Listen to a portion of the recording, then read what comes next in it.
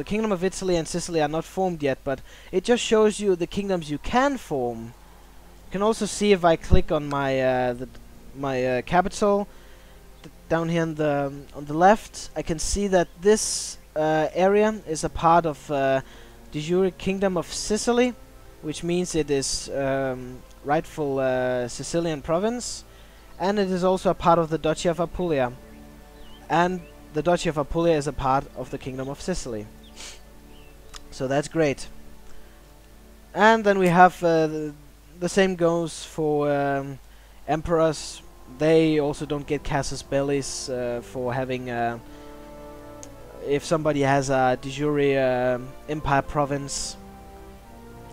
And it's very important to note that these provinces, the de jure provinces, are, let's say, if we look at the Holy Roman Empire, you can see this is the place where the Holy Roman Emperor's crown laws are affected.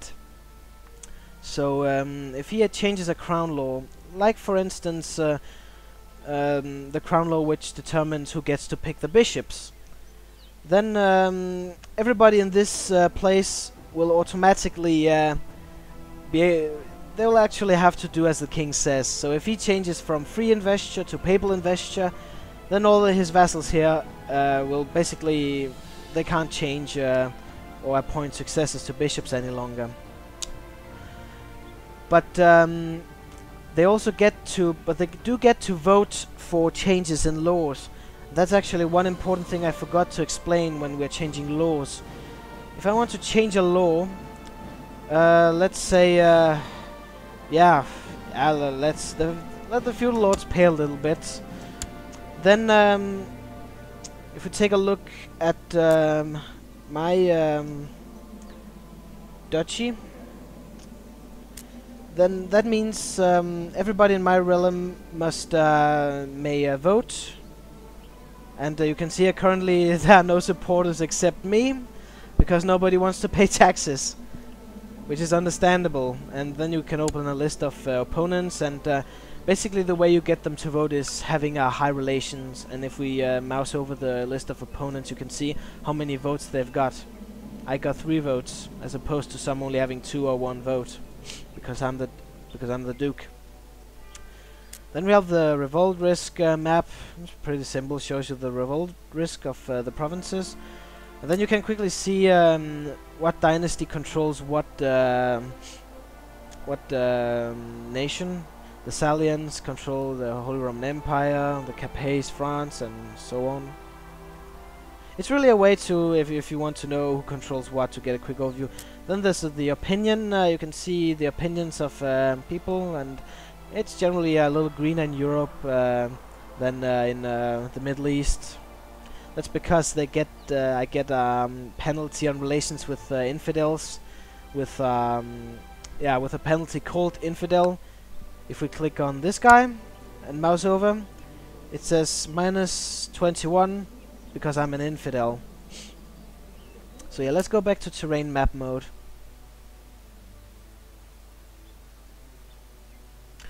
And yeah, so we can let's start addressing these things up here. Yeah, one vassal might revolt, and let's take a look. Why doesn't he like me? It's basically because, yeah, basically because I'm a noble. He's a church man, and he's a foreigner. He's Italian. I'm Norman. Oh, and he's low-born. That means he doesn't have a dynasty. There are some characters that are low-born. They can appear in your court through events, like somebody who has been very heroic in a battle, and then he joins your court. Much like a Thomas Cromwell.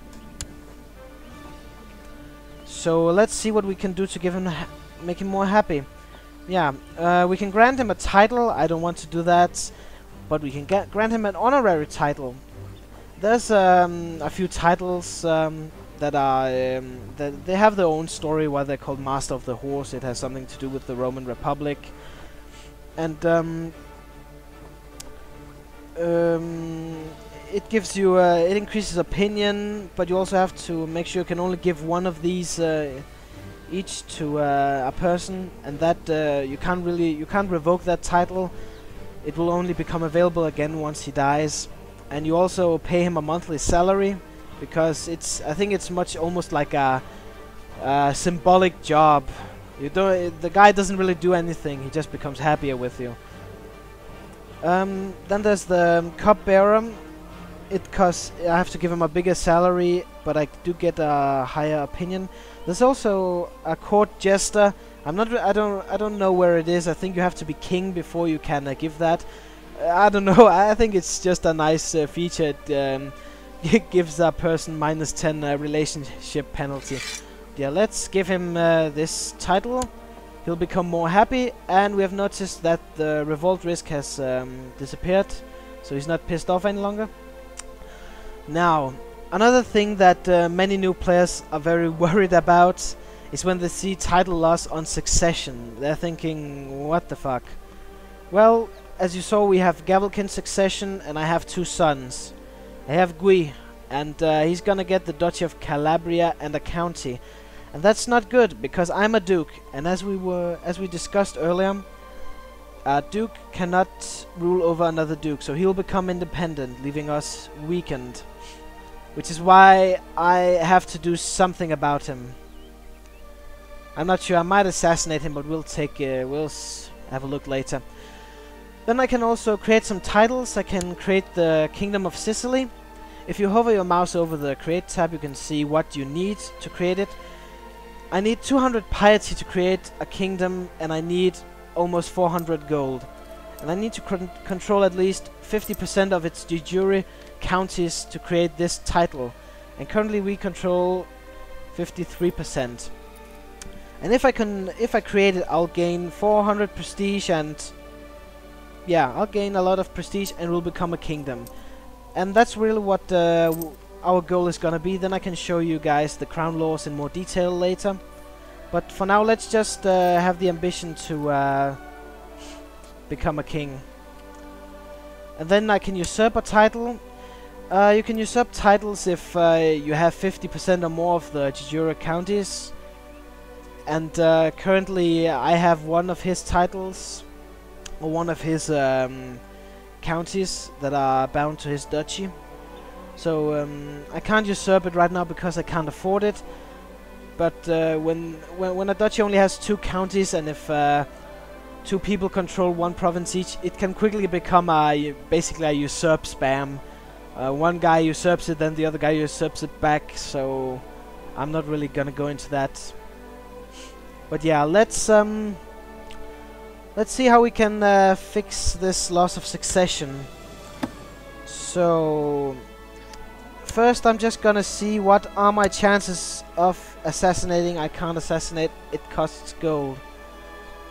So yeah, and I can't I'll actually just start the time. And the way I control time, that you also can do instead of fiddling with the plus and minus over here. On pause with spacebar, and then plus on numlock to increase the speed, or minus to decrease it. And over here you can see low priority messages. I usually skip through these, it's not important. And now I get a message from the Byzantine Emperor. You see, I have a few provinces which are part of his de jure empire, which means I get to vote on his crown laws. And he wants to institute absolute crown authority, and I don't really care, I'll just ignore him. So, yeah, sadly, this live stream can only support 50 people, because I sent in an application for them to approve this channel so I could have more, but they refused it. They said I needed more viewer minutes, so screw them. But I'll put this up on YouTube, so those guys who either couldn't make it or couldn't get into the live stream, that they'll have another chance to see this. But yeah, let's start it, and right now I'll just save up money. And then a lot of different events will also pop up. My work tasks bore me, conversation with my courtiers bore me, everything bores me, I need something new and exciting in my life. And these events also depend on your traits. Now, I'm not sure why, you know, some traits are prone to fire up some specific events. So here I can see I can either choose some hunting trip, will cheer me up, and I can either have a disastrous hunt or a fortunate hunt. I'll just send for a bird because I don't want to die yet. I need to take care of my son. And then, yeah, the new bird had not been properly trained. Yeah, it's really small events that really, they're not the most important part of the game, but well, they are important, but they give a really good feel of the game. You really, I mean, it's really, I think it really makes it something special. So yeah, now my eldest son, my heir, lacks a guardian. Probably because the other one died. So, one thing you gotta be wary of is that the guardian is gonna be able to choose. Yeah, I'll just see if he wants to educate my child. The guardian will be able to choose what sort of traits my character is gonna get. Events will pop up for him, where it will basically ask. Okay, he doesn't want to do that. He doesn't like me. Well, then I'll just give him to my wife. Yeah, I mean that's partially what wives are for. Oh yeah, and marriage is actually very important also, not just to get children, but your wife's stats, they also go to her stewardship bonus will be added to yours, which means that you'll be able to control more domains, and also her stats mixed with yours will determine the stats of your children. So, in theory, if you were very careful, then you could actually make something like a superhumans. I know some people did that earlier. I'll just give him to this one. There you go.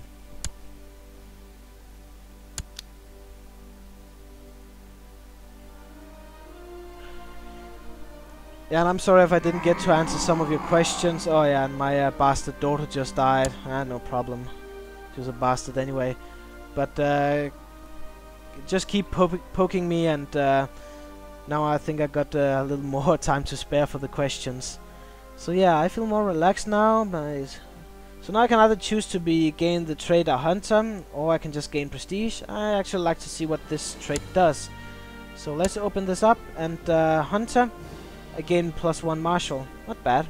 We can use that during our crusades. I'm pleased to report. Yeah, he has converted. Okay. That means the Orthodox province has been converted to the Catholic faith. Note, you don't have to send your court chaplain to convert.